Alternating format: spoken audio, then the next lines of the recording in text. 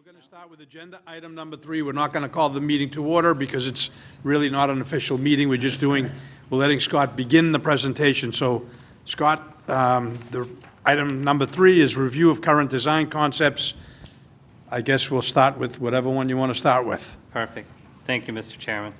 Well, tonight was just a design development update on the 3 projects, so we'll roll through those. It was going to be not a full 2-hour presentation anyway, so don't think that I shortened it or anybody got shorted. It was never going to be a 2-hour presentation. It was going to always be a 5-minute presentation. Just some discussion about the existing Hosmer, because we've been working on a couple of specific areas with regard to the site. This is the site plan just as you saw it last time and just as we talked about last time. But we indicated that we had not begun to focus on the area of the newly proposed building directly adjacent to the Brigham House, and we've now done some additional exploration and design in that area, and we just want to share some of that. So the focus in this site plan is on that specific area. You can see that we've made some adjustments, or maybe not so obvious adjustments, in both the site and the building in this area, but I would point out first with regard to the building, a number of the committee members had raised the issue of making sure we had nice, clean public access on this side of the building adjacent to the parking area, and that there be good flow into both the student dining area and into the gymnasium.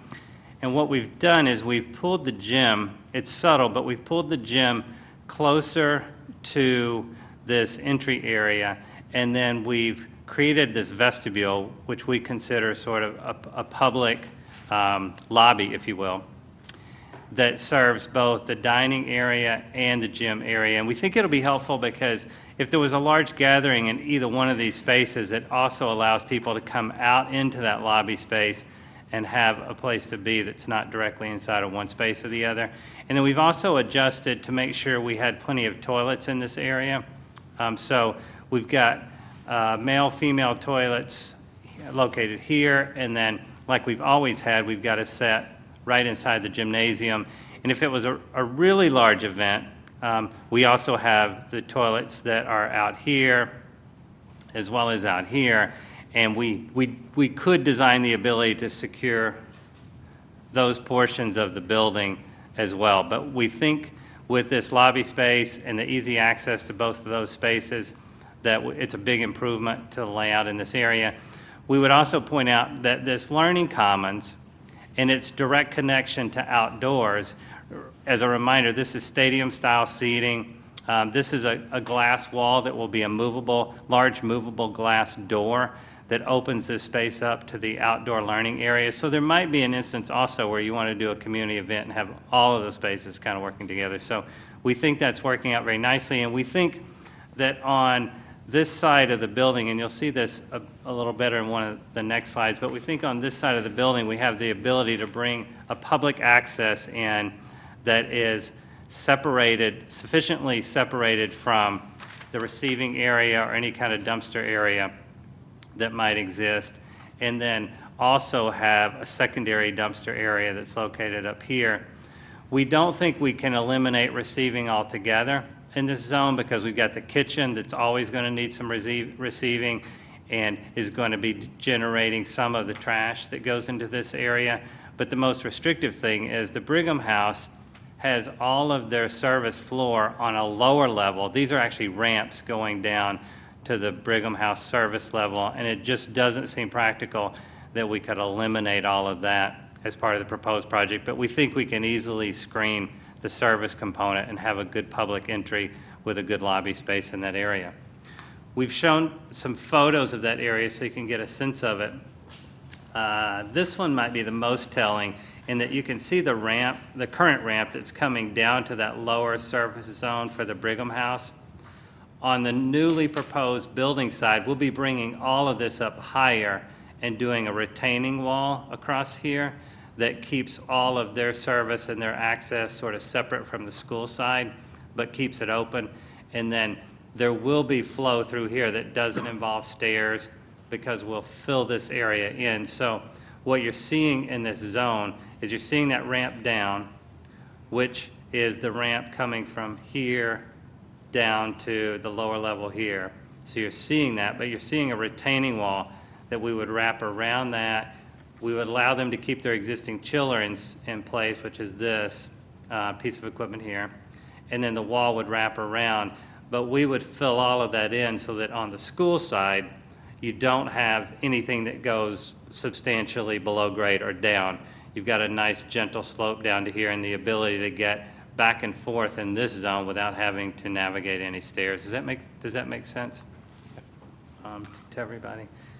Questions? 1 second. Any questions, John? Just a couple. So on the inside of the building, like where you have custodial marked and then kind of those several rooms across the hallway from that? Yes. So what, they're not labeled. What are those? We've got some other receiving areas and some storage areas, and we need to have a telecommunications closet in that area. So it's primarily service components related to the receiving area and back-of-house stuff and mechanical support, electrical support. Is one, Tom? is one of the storage areas on the exterior wall have an outside door so they could be outside storage? It does, yes. We've got 2 storage areas, both of which, or I should say we've got this one dedicated storage area here with an exterior rolling door that we're assuming would be direct access to outside. And then at the custodial area, and we haven't, on the Hosmer, we haven't refined the receiving area and every specific space within it, but we know we're going to have overhead receiving door there as well, and a man door there to come in and out in that area. And follow-up question, do you have a, do we have a generator in here? We've talked about having, and the budget includes a generator for the Hosmer, yes. And where would we? It would be outside, I'm sorry. It wouldn't be in the building. Where would it be roughly on this? We would probably place it up close to the chiller that the Brigham House would have, and we would develop a zone where it would be hidden but located up in that area, because we do have good access from the upper side. And it might ultimately be determined that the school doesn't need these 2 extra dumpsters in this location, but for now, we're reserving the possibility that there might be dumpsters in service in this location as well as in this location. Paul? Scott, in the, exiting the gym, there's a door right where you show the extended day label going out into that corridor. This one. Yeah, that kind of gives up that whole corridor and classroom area for security if something's going on in the gym. We can't segregate the gym with that door there. Is there a way to slide that up and into the stairwell and then close off the stairwell? In terms of, just explain a little bit more your question, If we Paul. have a function in the gym Yep, and someone goes out that door, we're giving up all of those classrooms. got it, I understand. We know that we are very likely going to program in a door, a divider, a movable gate, or something that allows you at nighttime use to separate off access in that direction. One of the easiest things to do would be to do a movable gate, because you could gate this at a certain point and not exceed the dead-end corridor requirement. So, but we do know that we're going to have to make sure, because we also still think that we want to keep this as a possible after-hours access, just in the future if you decided you wanted to allow people in both directions. So this will act as an extension of a lobby for the gym too, as well as this one. So we know we need to secure that in that direction. And then the dumpsters up in the back parking lot, I think we're going to find that that's a long way to go for custodians to bring Right. the trash. Right. We think this is the best Yeah. location for those, yes. Okay. And I would point out that we explored some more radical strategies, including a rotation of the gym. We're not showing it because it didn't make sense for a lot of practical reasons.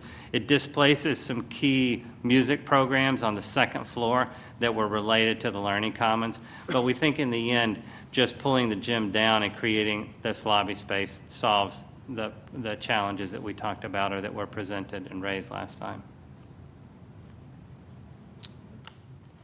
Okay, Scott, keep going. This shows the overall a little bit more clearly. And you can see that parking area tying in. We would point out that it can be misleading, and the photographs help a little bit, but it can be misleading. The Brigham House is actually going to be back from the entry to this by probably 35 feet or so. So it allows us to pull service and everything back far enough that we think we can bring this access around. And we'll want to explore in a little bit more detail whether we want to completely secure this, for example, with fencing or landscaping, so that if somebody's coming from this direction, they have no sight line at all in that direction, but that's kind of a detail to be explored as we continue to move on. Question I have, and going back to the dumpsters, I know there looks like a lot of room here, but are you going to be able to turn a truck around there? We did. We put turning templates for dumpsters on both of those to just make sure that what we were showing is realistic. And you can. We had originally thought we might get a third there, but the turning template does not work for the third one. So we're trying to be sort of genuine in what's represented there, and the fact that you can get to two of them.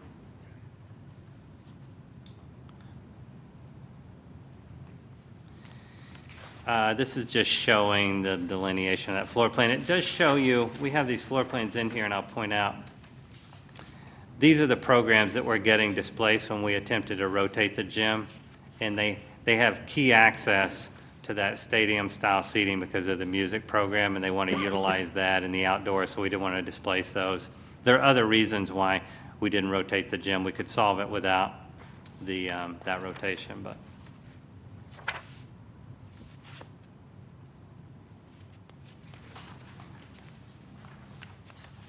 We made some minor adjustments to the Cunniff floor plan. We're not going to spend a lot of time on those, but just want to point out, in the primary stair as you come in the building, we had always wanted to make that as open as possible, and by open we mean being able to see up through the stair as you're walking up the stair, but also be able to get a lot of natural light into it. So we revised the floor plan to get that stair to an exterior wall and open it up a bit more. We also have made a subtle revision to this end of the gymnasium. You can see in the old plan, or the plan we presented previously, there's a set of doors that take you out at that lowest level of the gym, and you see those doors are no longer there.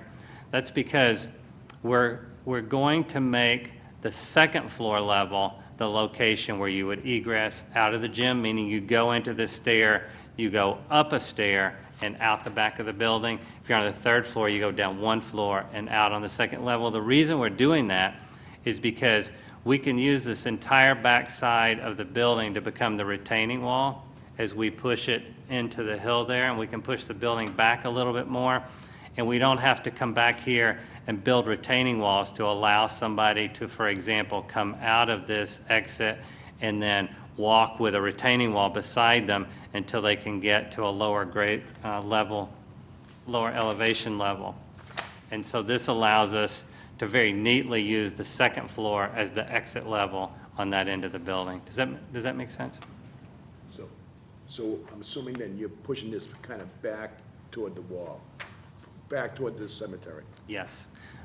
From the last meeting, you had maybe moved it a little bit more center. Yes, and you'll see that in the site plan. We've moved it more towards the cemetery and back on the site slightly. Back from the street and more towards the cemetery.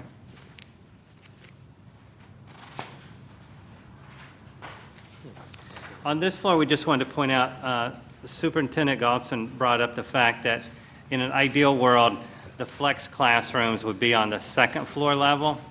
And so we just want to point out that we've made some subtle adjustments to the second and third floor to get the grade 1 classrooms on the second floor, but all of the flex classrooms are now on the second floor, so that if the third floor needs them, they're only down one floor. If the first floor needs them, they're only up one floor, which was a request that she had made. So you can see in our current proposed plan, those flex classrooms, which are this classroom, and this classroom, are all on that second floor level. And then one thing that we did in combination with that, which really helps us in terms of achieving the maximum possible roof area, is on the third floor level. You can see before we had this notch, and we didn't have a nice, clean, rectangular roof area. We had a notch missing on this corner. We've reorganized the classrooms now so that on that, above that third floor, we have a really nice, large, clean slate for photovoltaics. And so you can also see that, and I should have pointed this out on the second floor plan. Here's where that stair is exiting that I was talking about earlier. And you will see this in the site plan, but that's where that stair is exiting. And then you can see on the more clean, contiguous, neat floor plan on the third floor, again, to help clean up the roof. It also helps us get all the needed classrooms on that level and get the flex classrooms down below. And then with regard to the Cuniff site and our location of the proposed building footprint, one of the things that we wanted to make sure we were achieving, and we probably didn't do, I probably didn't do a good enough job explaining this last time when we talked about the Cuniff site, but we're measuring the play area at the Cuniff as being approximately this, usable play area as being approximately this area. It's steeply sloped to the side of that, to the back of that, and this corner is steeply sloped. But in terms of relatively flat usable play area, this is one of those areas. And then there's another area that's heavily used by the school for play, although it's not a grass area, but it's that courtyard that exists within the building and around the playground area. So we wanted to make sure we kept both of those areas. And so in the newly proposed plan, we keep a play area very similar, it's actually a little larger, a play area that is equivalent to the area that's currently in the back of the Cuniff. And then we keep another play area combined with the playground that's slightly larger than the one that exists now at the Cuniff in this zone. So does everybody understand the two comparisons there? Now, we could also point out that because we're pushing the gym back and using it as a retaining wall, there's going to be a relatively flat space out here where gym students could come outside that they couldn't now. And we're going to pick up more green space at the front of the building because we've pushed it back slightly. But we're really trying to just point out that the major play areas are at least the same, actually slightly larger than the proposed play areas by this slight push back more towards the cemetery and slight push back with the building. Now, we would point out that within that play zone that we're talking about, we have the ability to capture the field, the T-ball field that's in the back. We're showing it there. Whether we end up actually, lining that field or exactly how it's configured or whether it gets a backstop is a discussion for the future, but we at least know we can fit it in there. But we have done more of the available play area in hard surface play. We've done that based on the school's need for as much hard surface play during recess time as possible, and the community's request for, and recreation's request, and the school's request for potential at least half-size court in that area. So, but the overall play area is the same. I do want to point out, because it shows up on the last two slides, our building's gotten small. Even though our building is larger overall, its footprint has gotten smaller, because you can see here that existing building footprint is almost 38,000 square feet, and we're talking about the first floor footprint and how much area the site it displaces. Our new building footprint is about 34.5, so it is freeing up more overall site area. And when you come out of the back of the gym now, you would be at the second floor level, but you'd come right out on a sidewalk, be able to take a path around the building in either direction, and there are no retaining walls now at the back of this building other than the building itself, which is efficient both in terms of just being able to circulate around the building, but also not incurring that additional cost of the walls. This is the image, black and white image we showed last time of Cuniff, and we indicated that we would bring the more photorealistic image tonight. This is that image. We've started to apply materials. It's important to point out that we haven't selected in detail the exact material that would be on the building, and this has a wood-like look to it. We just want to be very clear in stating that we're not proposing that any part of the exterior of the building would be wood, but there are a number of very green materials that are synthetics and composites and include recycled plastics and recycled woods that will help us in our green compliance and ultimately if in pursuit of LEED, if the building committee should desire that. And so anywhere we're showing a wood look, we're thinking of one of many different available products that look like wood but are not wood. They're composite or synthetic or a plastic, or they have some recycled wood content embedded in plastic. We'll be exploring and talking about those specific materials in the future and be bringing those to the committee. And then anywhere we're showing the lighter metallic look, we are thinking about a metallic, meaning metal finish shingle, but we want that also to be a green material, and there are a lot of different manufacturers that provide those. So we're trying to use and then when we think about the base of the building and the pilasters that you see here, we're thinking about a stone material, but even that may be some kind of recompositioned material that is more green than stone or less expensive than stone. So, but we want the palette to be very natural, because we've said all along that when we're doing a net zero building, it's going to have relatively contemporary lines because it's going to have a flat roof by default. The windows are going to be kind of controlled by default, but we think that introducing the natural materials helps it fit more into a neighborhood environment. So that's the kind of palette we're thinking about for the building. Scott, looking down the length of the building to that little portion that sticks out, it looks like there's that metal type finish you're talking about down there too? Yes, once we get above the ground a little bit. Okay, like above the reach of the students? Because I think it was, I'm trying to think of the community, I want to say Wayland, that built a building where they had the metal low enough for the children could reach it, and it would just get too hot in the sun, and it became, they had to fence it off to keep them from it. Because of the reflection off of that, or if you touched it, it was Touched too hot. it. Okay. Touch was Yep. too hot. Yep. Well, Scott, I had a we'll take look question at it. on the back, that pathway. Yes. Well, it's a very narrow pathway in the back of a building, and that one section concerns me, like at nighttime. Are we talking about having lights there, or are we talking, I'm just, there's an exit to go back up towards the cemetery and the other way, and I'm just concerned that you have a big building there, and the only access is that little path.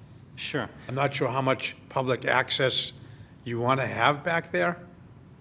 Just a question I'm raising, because, it's going to end up being a very isolated area. The question about lighting is a good one. Certainly would be easy to introduce that in that area, and then it would be, I think the current path is about 5 feet wide, and just graphically this appears more narrow than that. I think we would want to keep at least the width of the path that's there because of the traffic that the pedestrian traffic that occurs out of that neighborhood to the school. We had a comment from the audience. You have to come up, please. They got to be able to hear you at home. Okay. It's just following up, I think what Paul was referring to was that projection on the back side of the house in this picture. And I just wondered, that's it. Right? Oh, okay. What's in there? How do That- I relate that to the floor plan? Sure, that's the student dining area. The back area of that is a platform that could be used as a stage area, but it's low enough that they may use it for dining too. So essentially, we think of that entire area as being the student dining area, cafeteria. John? I mean, I appreciate the effort to try to keep a ball field there. I just, I don't, my initial reaction to having it where it is there is a little bit of a concern in terms of just kind of, it's right adjacent to the main entrance to the building, and kind of, you know, ball fields tend to get pretty beat up, and that's likely to happen to that field, and I just, you know, I'm a little concerned about just kind of the aesthetics of having something like that right adjacent to the main entrance to the building. I don't know, I don't have a great solution other to try to move it back and move some of that other stuff forward. It seems to me that size of that field is maybe even bigger than the one that's there now, but maybe not. The one that's there now is kind of an odd field because the outfield is all sloped. And Right. it's not really clear how functional that field is for anything beyond like T-ball. Which I don't think it's really used beyond T-ball, is it? I don't think so. And this one you're projecting is supposed to be similar in size? We've laid the infield out similar in size. To your point, in this particular location, it would have more outfield, certainly significantly more outfield than it has in the back because it has almost no outfield in the back. It's all sloped in the back. Right. So you know, again, I just, I'm a little concerned about that because I think that field is going to it'll get beat up and it'll kind of not look that great after a while would be my guess. And then to have that kind of right next to the main entrance to the building. But I don't know how other people feel about that. Just, you know, both my boys played T-ball, and we used to play, oh, sorry, the boys used to play T-ball, and we used to play here behind the Cunoff. We also used to play sometimes at Howe Park, you know, which doesn't have anything. And, you know, the field here behind the Cunoff is groomed with a clay infield as if you're going to play real baseball there. And you actually don't need a clay field for playing T-ball because, you know, first of all, you can actually stripe it right on the grass. Number one, you know, number two, you know, the T-ball is only in the spring, it's not in the fall. So, and so I would just say, you know, so if you think about the current kind of school with that T-ball field, it really is not appropriate for T-ball. You know, it was designed for baseball, but they never, you can't play baseball there because the field is all sloped. So, like the Howe Park where you could play T-ball, that didn't have clay. There were just lines on the grass. So I think it could work for T-ball. And realizing that kids who play T-ball, you know, a home run, you know, will never go outside the infield. So that's just the way it works. Well, I mean, you can actually have an inside home run, but because people can't catch the ball, but they'll never hit the ball outside. So actually, I think this could work for T-ball. To John's point, I think his point is, and we've all seen these grass fields when they get beat up a little bit in the spring with the rain and so forth. Is that the look that you want coming into this grand entrance of the kind of school? I think that's kind of the point that John is trying to make. Yeah, just. Tom? To that point, I'm assuming we're going to have irrigation system in here? We could. We certainly could. It's a question that we haven't definitively answered. We know we're going to replicate the system at the Hosmer. We haven't talked about the Cunoff, but we certainly could. It actually could be an option because it's really not that large of a space. That's right. I think we should consider that. And I like the idea, what Vinnie was talking about was not necessarily having a clay No, field. no. It helps with the maintenance and everything else with it. I just want to add that Bob DeRico is doing all organic field management, John, and he's using much tougher grasses and doing all these things for the fertilization of the field, all organic, and I think you're going to see a huge change in some of these fields. So with proper irrigation, I think we might be okay. I think knowing that it's not going to be a skinned-in field, so it's not going to be clay, and knowing that you're not trying to achieve anything more than the T-ball use there, allows us to mitigate the size of any backstop that would be there and do it all as grass. And I think when you're approaching and looking at the building, it'll interfere much less with the building than it would have if you were trying to do Little League or some other official field. I just think that these are some of the things we should be considering. Sure. As we move forward. If you want to continue? Any other questions? I love the modern design. That's what we're looking for. It looks gorgeous. It's really beautiful. So we haven't had a chance to talk about the lull for a few meetings, and we wanted to update some of the things that are going on there. I think every once in a while when we don't talk about it, it's easy to get the impression that not as much is going on there, and nothing could be further from the truth. There's a lot going on there in terms of reconfiguration and redesign within the building. So we're not going to go through in detail every one of these slides, but we wanted to make them available because that means they'll eventually show up on the website where everybody can look at them and see how much is being done inside the low. And then certainly with the handouts to the building committee of this presentation, you can take your time and go through those and see how much we're doing. But a lot is being done there on the Lowell site. This is just showing the replication of the outdoor play area, the creation of some potential outdoor dining opportunities for students, some covered area, pergola area for outdoor learning environments, and the incorporation of the outdoor gardens at the Lowell. This is our first sort of photorealistic image of the Lowell with the addition. You can see the addition here, and this is the learning commons space on the second and third floors of the addition.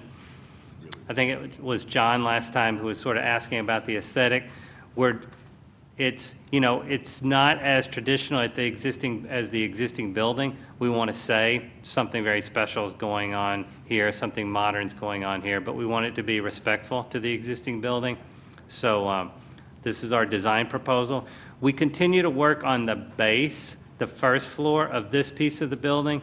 Right now, we've just carried the same base that the remainder of the building has, but we think this particular piece warrants something a little bit more special in terms of the aesthetic, so I would point out that that's not fully resolved, but we are able to show it in context with the existing building, show some of the outdoor sunlight protection that we might provide for some of those outdoor learning areas, and show the kind of plaza that we could create, and how, in the end, it really works to make all of this space a really nice contiguous space for learning, for play, pulls all the school together, gives it a real campus feel in that area of the site.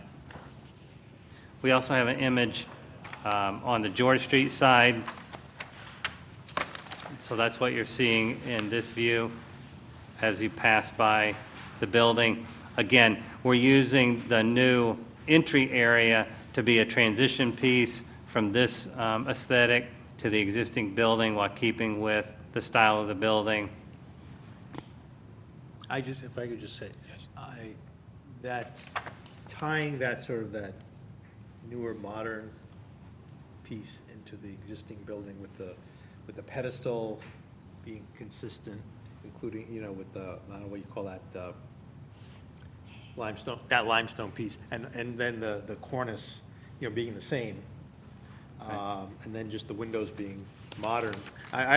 That's really spectacular. I think that it's not exactly the same as the old, but it mirrors the key elements of it. So I think that looks really nice. See, Alex is going to remind me tomorrow that you use the word spectacular and you didn't use it to describe the other projects because she works purely on the law. Well, I can see it from my house, too. So. But I used the word gorgeous for Oh, that's right. That's right. I'm sorry. I'm taking notes. Personally, I think the tying in of that bottom level with the same type of brick Absolutely. really, Really. I know you're looking at other things, but me personally, I think that actually enhances what you're doing and, you know, part of it looks the same, part of it is modern. I think it works, just my personal opinion. The adjustment that we test will be subtle. In other words, there are certain parts of this building, the existing building, that introduce a little bit more stone on the lower section of the building, we might test that at these corners, for example. It will be, whatever we do will be subtle. Because we would agree with you that making sure that it stays tied to the existing building in a lot of different ways is important. John? Well, just as the aesthetic critique, as you pointed out, I want to agree with that. 'Cause I think the top, it's both at the bottom and the top. You're doing it on both ends, you know, and I think that's great. They need striking, right? Yeah, no, I mean, I think that carries the lines from the other building, but then, you know, in a way kind of accents the difference that you're putting in the middle. It's great. You know, we're super happy with it. Yeah, I think it's spectacular.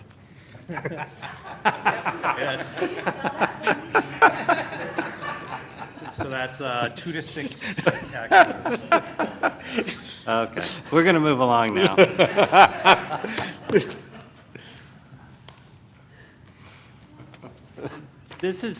All of these next few slides are just demonstrating some of the extensive programming that's gone into making sure the layout for the building is also very progressive and supports 21st century learning and is consistent with the Cuniff and the Hosmer projects. But this is just identifying the first grade and the kindergarten on the lower level, and the fact that we've got that science garden classroom and direct proximity where they can come directly out and be involved and work with the garden space that you saw in the image.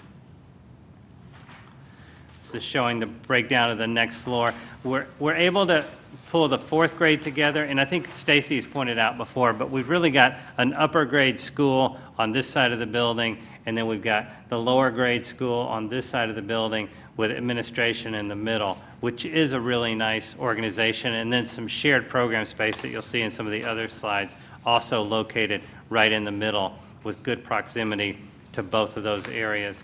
The second grade, and we've talked about this before, the second grade is the only grade level that would have classrooms on 2 different floor levels, but I would point out that they are going to be psyched to be surrounding that learning commons area because they're going to have direct access to that. So in the end, they probably have the best space, even though they're on a couple of different floors. Fine Arts is located also in the middle with nice central proximity to both of those, the upper grade school and the lower grade school. A lot of good things are going on as we define the specific areas for the grade level classrooms and focus on, like this is just highlighting some of the things we'll be doing in the building. And we'll have more focus on this in the future, but some of the things we're doing in the building in terms of energy efficiency and LED lighting and the renovation of the classrooms.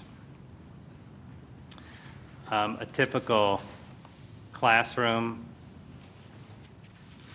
the hallways where the cubbies are being integrated to match the aesthetic, and we're adding columns and pilasters and some of the detail that at one point in time probably existed in the building and was removed. A little bit of discussion about fine arts because it has a nice central location in the middle. Some good discussions with the music administration and staff regarding programming that space and the music ensemble space. You can see there's a 24% increase in their space and 165% increase in their storage and some of the amenities that we're now able to work into those spaces. What that space would look, that music space would look and feel like. The guitar storage on the wall, the new acoustical treatment on the ceiling. What that adjacent lab would look like. So in that image, we're looking across, we're looking from this space on across to the other music space. There are 2 different zones for the music space. Sort of the choral zone and then the more instructional zone. So we're looking across those in those 2 images. In art, 43% increase in the available art space, incorporation of the new kiln area and storage area. There's a great integration between art and the maker space that will be provided in the building because at the middle school grade level, a lot of times there's a solid connection between the projects that are being done in the maker space and the art component to them. the new art space inside the building. Another image of that same art space. The makerspace, again, adjacent to the art area with the shared storage area with art. What that makerspace would look like. We often provide the flexible power that's needed for the projects that may be executed in that space to be retractable power from the ceiling. So it's not down on the floor, it's not impeding the flexibility of how the space can be arranged. The reconfiguration of the media center and creating more reading opportunities, zones for students within that space, and you can really start to see that in some of the images. It's much more popular now to create more individual reading nooks within the library so that students can read independently. So this is starting to show some of the soft seating and some of the integrated reading nooks, and also the library stacks that would be incorporated into the library media center space.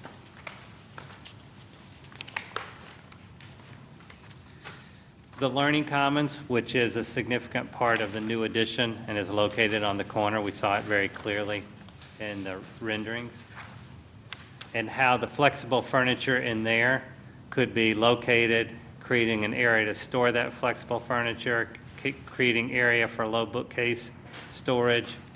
And then we've got some images.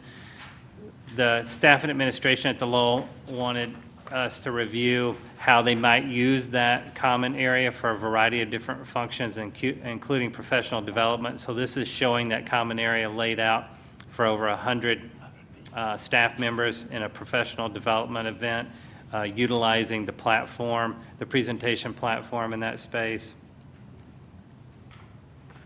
This is showing how it might lay out in a choral performance, where there's a choral performance going on the platform and seating for just over 150. This is showing interior rendering of that space and the platform. You can get a sense of how well connected it is to both this floor level and the upper floor level, second and third floor levels, where the second grade has classrooms right outside of this area. And then another image across that space. Lots of natural light coming into that space, obviously.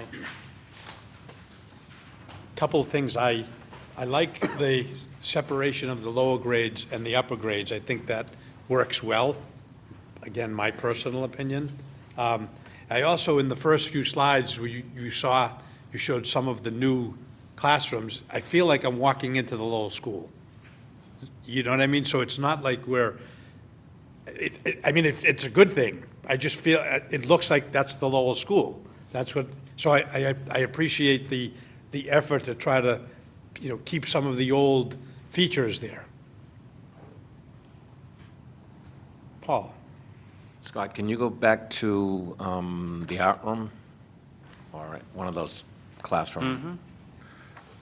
The rendering or the floor plan layout? The rendering. I think it showed it. That's good right there. I know this is really early, but I feel the need to start the conversation now when we're talking about dispensers.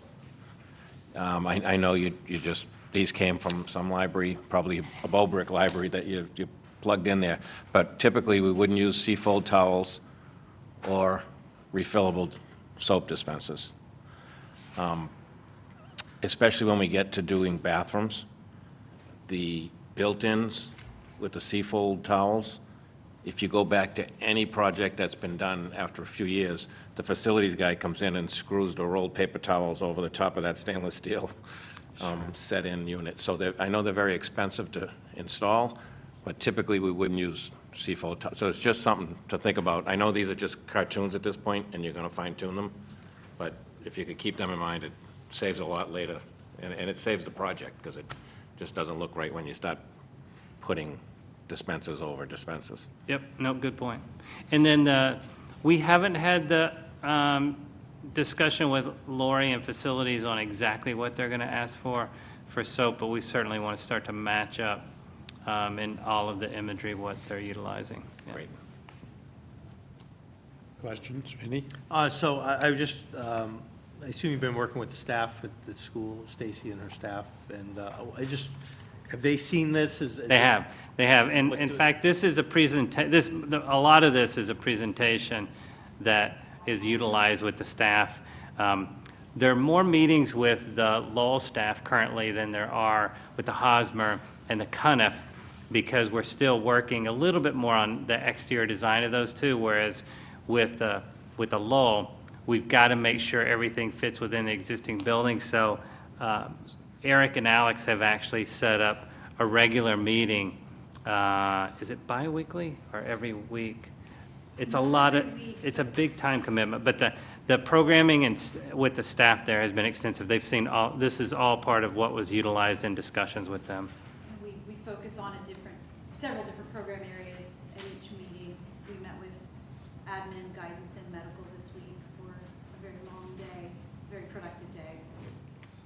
Okay, good, because it does, I mean, this seems really very program-driven, what you've done, and I just was wondering how much of that had come from the staff and how much of it you guys had just sort of thought this was a proposal. Good question. I understand. You could never get to this level of detail without a lot of conversation with the staff and administration, yeah, and we are very thankful to Stacy and her staff for making themselves available as much as they have been for all the conversations around all the different spaces in the building. Okay, good, Tom? thanks. The exterior, which is spectacular and everything else, but on the media center, is there any work on the exterior of the media center? Because it would almost look like as you're walking around the external part of the building, that you almost want to see that flow there as well. We're not proposing to change the projection there. Excuse me, but on Yeah. that picture, the media center would be. Be to your right, far that's to right. the right? Yeah. Okay. Yeah. And we're not proposing to change that projection of the media center there. We're doing a little bit of work in terms of renovating it, but it will, and if you wanted to, we could pull this back and sort of put that in context so you could get a sense of it. But you make a good point, Tom. It's a fairly significant statement on the exterior of the building. It would take a lot to modify it, but our current plan is to just renovate it, and it would look very similar to the way it does now, just in terms of its shape and configuration. That curtain wall is at first inspection, I don't want to commit to anything now, but it's in surprisingly good shape. Meaning the media center. window, the window's there in really good shape. I just think if we could almost match what you show us here on that media window, it would really, Yeah. We will take a look at that. So, I know we talked about replacing windows throughout the school. Would the windows, were you intending to not replace the windows in that media center bump out? It's actually the only location in the building currently where we're planning on not replacing them because they were in such good shape. No, I'm And- just asking, it's not Yeah. critical one way, I was just curious as to what your Well, Your research I found. think what we could do as a committee is consider taking something from somewhere else so that we could potentially look at matching the windows. Just something we could have a conversation about that. We'll certainly take a look at it in context with this piece in the addition. It's a good idea. Okay, before we continue, I just want to call the meeting to order. I was teaching. Now we can have an official meeting. No pressure. And Lindsay, thank you for getting here. I made it. My class wrapped up really successful. It was good. Anyway, And I apologize that you missed, but we felt we should get started at least. no, I told you I'd be late. That was cool. I'm glad you got started. Good. Thank you. All right. Questions from the audience on the Lowell or any other, Oh, this is looking, any more comments from the committee? looks better when they put a sticker. I just finished. Scott, what else do you have? That's it for tonight. That's it? That's it. Okay. Back to the agenda. The minutes are tabled because they're not quite finished. update on owner's project manager elementary schools. I just asked Yes. about the minutes, so do we have draft minutes? Or We do not, the lady that was doing them was very busy and was trying to finish them up for this week. Okay, all right, That's why we don't have anything to consider at this point. okay. We're trying to do this with DVDs and having someone who doesn't have, can't come to the meeting, but will watch the DVD. We're doing that in some other areas as well. Okay.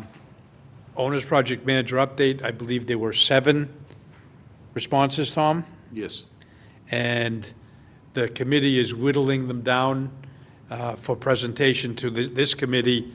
On May 7th, we'll be interviewing the 2 or 3 or 4 finalists, and subsequent to that, we have a meeting scheduled on May 9th, which is 2 days later, and I'm going to schedule a vote on picking the owner's project manager at that meeting rather than the first evening, so that we all have time to go home and think about what we saw, what we talked about, and I think that would be more appropriate. So that's how the owner's project manager is going to go as we move forward. Sustainability Committee update, John. So we met prior to the last meeting and had some discussions focused particularly on kind of lead certification for the new projects, the Cuniff and the Hosmer. And Scott introduced a lot of ideas and issues that we could talk about there, and we'll continue that at 5 o'clock on May 9th, before the 9th meeting, where we'll focus on that and also talk a little bit about the Lowell. The Lowell is a very different situation because it's not a new building, so it's a very different context. And I think the goal for the subcommittee will be to bring forward a statement, a motion that the full building committee can consider with respect to LEED certification and net zero. So I think it probably won't be on the 9th, but maybe the meeting after that or shortly thereafter. I think we want to have that statement ready for discussion at this level. Good. Thank you. Review and payment of invoices. This was handed to us or emailed to us prior to our last meeting, and Tom has copies if anybody would like them. But I would like to get a motion to pay the invoices that were presented. Mr. Chairman, I make a motion that we authorize payment of the 3 invoices presented for AI 3 Architects totaling $74,539.64. Is there a second? Second. Any discussion? All those in favor? Aye. Aye. Opposed? The ayes have it. Thank you. Payment 6-0. High school update. You can stay, Scott, because we're not really, Oh, it's an official meeting. it is now. Oh, it is now. It is now. Oh, I have to Sorry. leave. It's Lindsay's fault. What we have on here is, because we couldn't put it on the agenda the night we had a vote on it, we are confirming an action that we took on February 6th to approve the request for services and advertisement for the OPM for the Watertown High School project. So this is just, again, we voted to do this. I just put it on the agenda for a confirmatory vote because we didn't have it on our agenda that evening. So, Mr. Chairman, I make a motion that we confirm the vote made on February 6th to move forward with the request for services for the Watertown High School OPM as presented in Is the there a draft. second? Second. Any discussion? All those in favor? Aye. Opposed? The ayes have it. I don't have the date in front of me, but I think, John, May 6th, the MSBA will be Yes. taking that up. Yes, right. I think that's right, May 6th. Any new business to come before this committee? Our next meeting, as I just laid out, May 7th and 9th. The May 7th meeting will be strictly for interviewing owner's project managers. Is there anyone in the public that wishes to ask a question or make a statement at this time? Mark, are you bringing those people see what the committee has done. No, the subcommittee that we set up is going through a ranking system, and they're going to be presenting their top 2 or 3 or 4 candidates to this committee as a whole. They're not going to, we don't feel that it was necessary to involve all 7 people that, because this committee, they had just gone through it at the high school, so they'll be able to whittle it down. I wanted the last set of interviews to come to the full committee and be a very public part of that. But just to clarify from what Lodi said, so the applicants themselves will be here to Yes. present? They'll be making a presentation to the committee, and then the committee will ask questions. Yep. Any other new business? Can I get a motion to adjourn? So moved. Is there a second? All those in favor? Aye. Opposed? The ayes have it.